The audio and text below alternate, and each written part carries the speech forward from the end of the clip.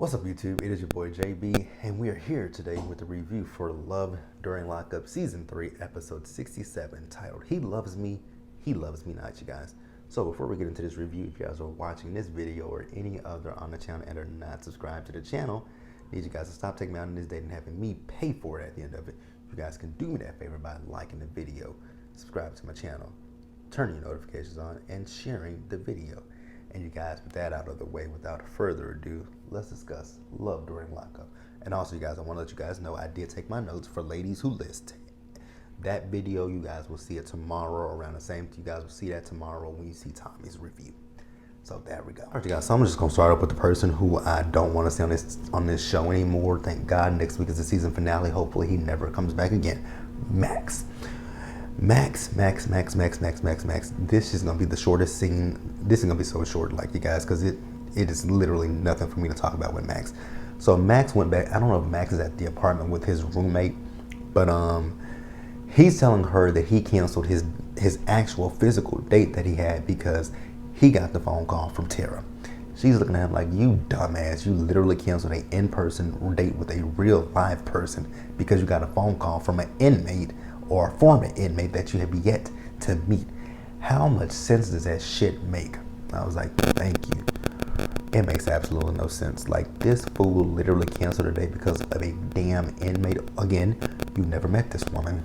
You don't know what this woman looks like. This woman could very well be a catfish. But okay, go off, Max. So then he tells her that he is going to go and visit Tara. I was like, you just went from dumb to dumber. So you canceled your date for her. Now you're gonna go and see someone that you don't know anything about this woman.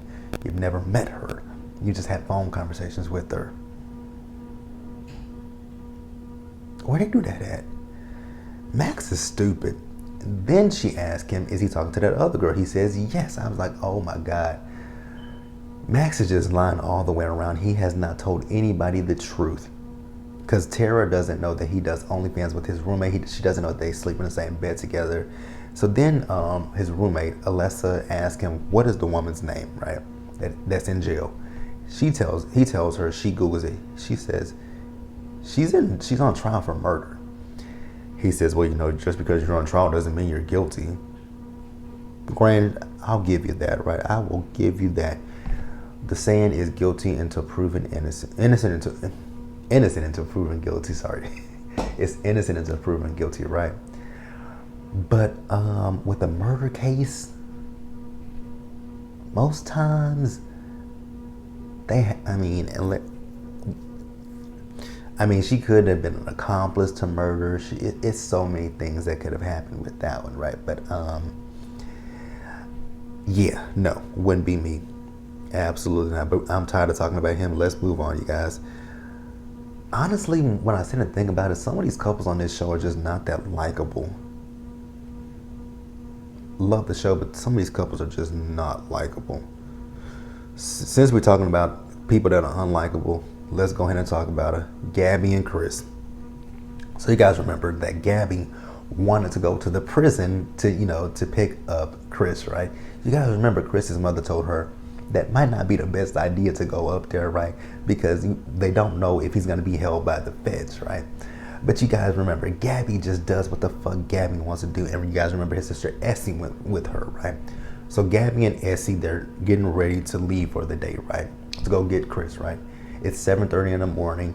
So they get to the prison, and, Gabby is worried if they're going to be able to get through because she didn't, basically, I guess, like, sign her vehicle in for the pickup location, right? So they get there, they do let them in, right? But Gabby and Essie sat there for some hours, right? Because the last time I noticed, it said 10:30 in the morning. And granted, they've been up since 7:30, right? So you guys have been at this for some hours. So then when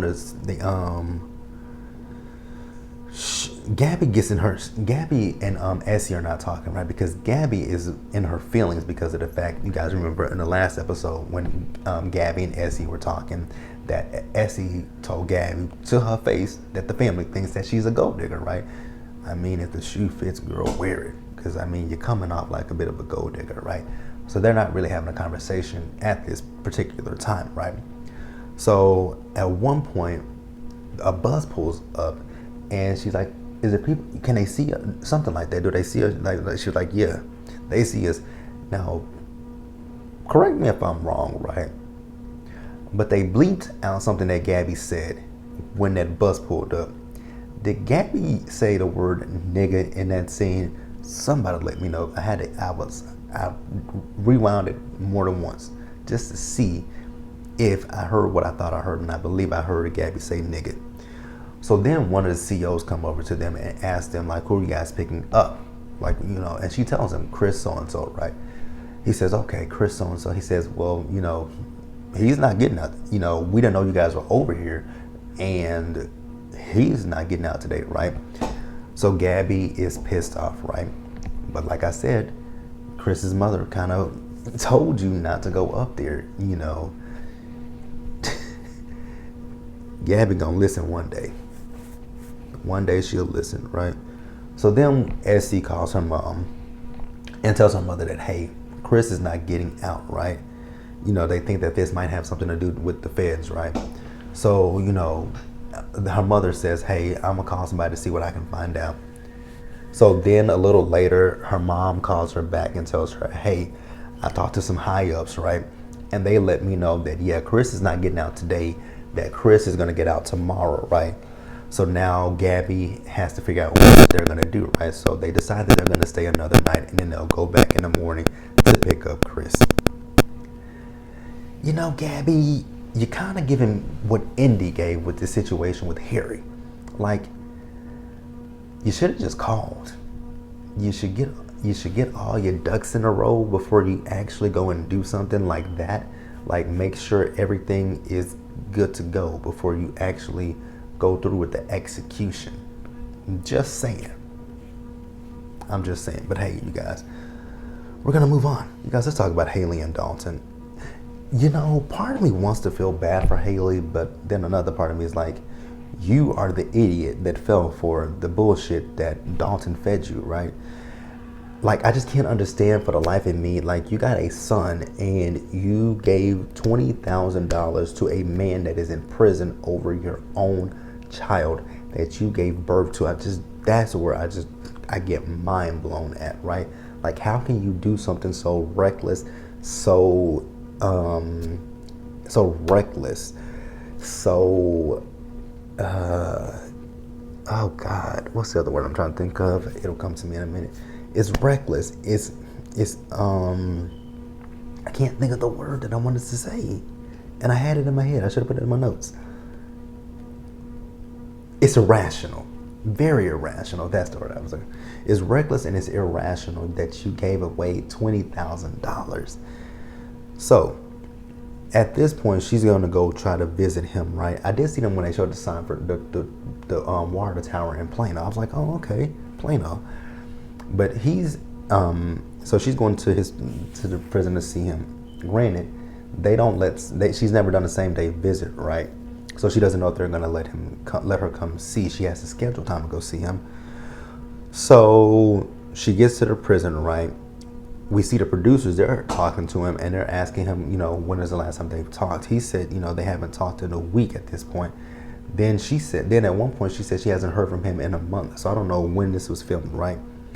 So the producer asked him, are you still in communication with any of your exes? Dalton doesn't want to have any discussion about his exes, right? So then she gets to the prison, and unfortunately, just because since it's a same day visit, she wasn't able to go inside the prison to see him, right? So then when she's leaving the prison, he calls her and then he reads her this letter that he wrote. I'm like, girl, if you fall for that bullshit, you're dumber than I thought you were, right? So she is a little on the special side, but she ain't that special, right? Because she eventually got into it with him. She asked him, so the money that I gave you, did you give that to an ex for her legal bills, right? He doesn't want to answer those questions, right? So they're arguing, going back and forth with each other, right? And I don't know who in the fuck told Dalton this dumbass logic that he has. He's like, because she's talking about, now here's where she lost me at, right? She says, she does so much in a relationship and he does nothing. Haley. He's in prison. What do you expect for him to give you from a jail cell? If he's working, he's making pennies. So what is he going to do with that? How is he going to send you anything? Let's be realistic. Let's be realistic, my love, because I don't know what you expected from him, right? But him, I don't know how, he is completely delusional, right? Talking about the money that you gave me. You're supposed to do that when you got somebody, when you with somebody and they in prison. Excuse me? I'm supposed to be in a free world, go to work every day, and I'm supposed to then take care of you because you got your dumb ass locked up? Explain that to me, how that makes sense. Where, in what logical world does that make any sense? It doesn't, does it? Like the fuck? Dude, you are delusional. You're very delusional if you think that it makes any bit of sense. When he said that, I would have hung that motherfucking phone up in his face. Alright, you guys, let's move on about Indy and Harry, right? So you guys remember in last week's episode, Indy was having a huge fit because she didn't do her research into this halfway house. If she could visit Harry, if she couldn't visit Harry, right? So you guys remember she was having that meltdown, right? And I don't know what you thought. You didn't plan this out, so why are you upset, right? But, she and her mom, they eventually leave, right? But then Harry calls her back like, yo, where you at? Like, I've been sitting here for the last hour. And she was like, what? So they turned back around, right? And she was able to see Harry. Suffice it to say, she was able to see Harry. Her mama, however, still has her good eye on Harry, right? So at this point, Indy has done all this stuff because her psychic told her to do this.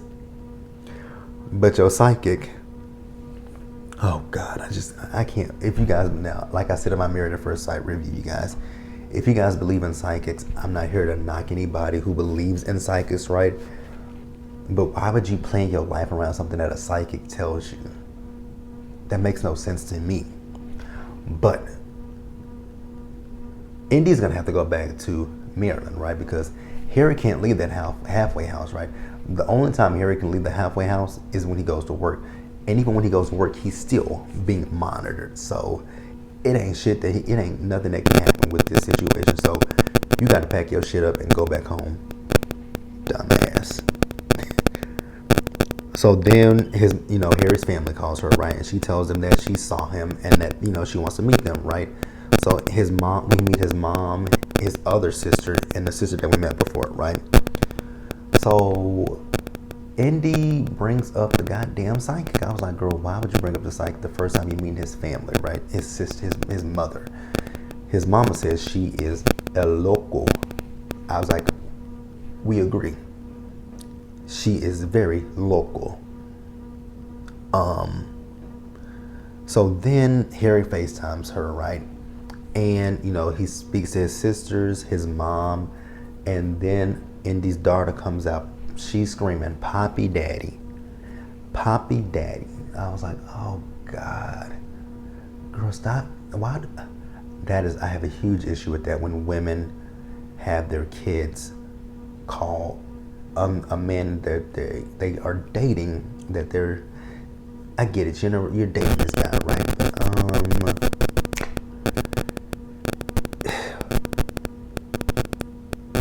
Let some time pass before at least get engaged, at least get married before the child calls him daddy, right? I'm so glad that his sister's like, when they left, I'm so glad his sister's like, even when she was there, they said that she's moving too fast, right? But then, when they left, the sister's like, it's a big deal that she has her daughter calling him daddy. And that's his family. This is his family saying this, not your family, his family.